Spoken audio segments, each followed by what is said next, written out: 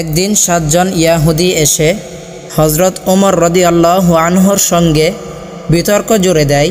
তারা হযরত ওমর রাদিয়াল্লাহু আনহুকে বলে, তোমাদের কোরআনের চাইতে আমাদের তাওরাত কিতাব উত্তম। তাদের জবাবে হযরত ওমর রাদিয়াল্লাহু আনহু বললেন, তোমাদের তাওরাতের চেয়ে কোরআন তার নিজ গুণে শ্রেষ্ঠ। তখন ইয়াহুদিরা জবাবে হযরত ওমর রাদিয়াল্লাহু আনহুকে বলল, ও তাই নাকি?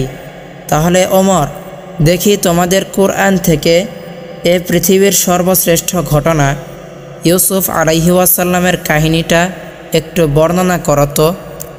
কোরআনে ইউসুফ আলাইহি ওয়াসাল্লামের কাহিনী তখনও বর্ণিত হয় নাই, অথচ তৎকালীন সময়েও সকল মানুষের কাছে এই পৃথিবীর সর্বশ্রেষ্ঠ ঘটনা ছিল ইউসুফ আলাইহি ওয়াসাল্লামের ঘটনা।